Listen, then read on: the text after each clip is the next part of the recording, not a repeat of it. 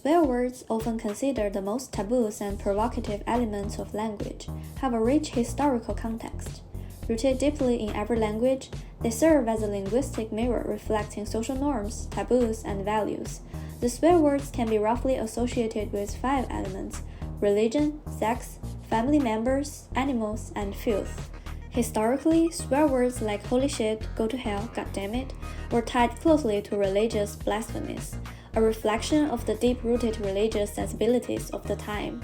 Curse words are frequently used in the West as a way of breaking taboos, confronting authorities, and releasing emotions.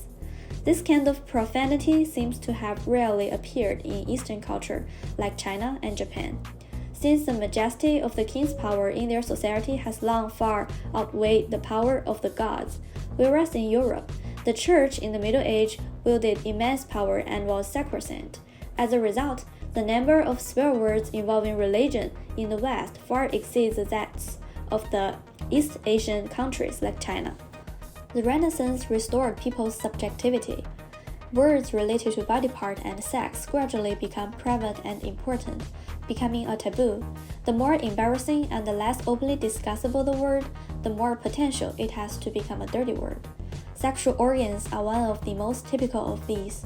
For an angry and aggressive person, the use of swear words involving reproductive organs becomes a symbol of subjugation of the weaker person.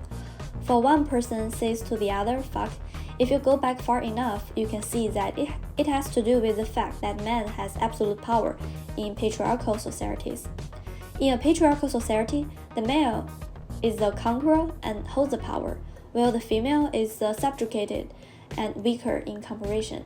The hidden meaning behind fuck you is I'm strong, you're weak. I'm stronger than you, I can conquer you, you can only submit to me. Swear words can involve family members. In some regions, more powerful than fuck and fuck you are I fuck your father in Bosnian, I fuck your whole family in Albanian, and I fuck your 18th generation of ancestors in Chinese. Insults against female family members are also found in profanity. For example, in China, historically, women were subordinated to men, and the loss of female virginity could seriously affect the status of heir bloodline legitimacy of a male family. This is a sensitive topic, so insulting female members of the family has become an effective strategy for humiliating others. Degrading a person to the animals, such as pigs, dogs, donkeys, and other beasts, is very common when people swear.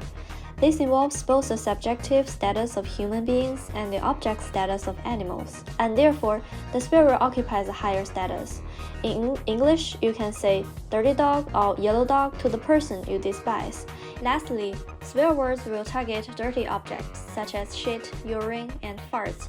The general public is very resistant to this kind of filth because it makes people feel sick.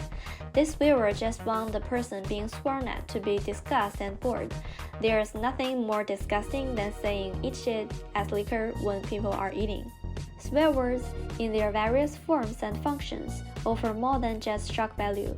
They are a complex linguistic phenomenon that reveals much about our psychological states and cultural values. They are not merely words but are charged with strong emotional connotations. If you are under too much pressure, it's not a big deal to swear. Just don't do it in public.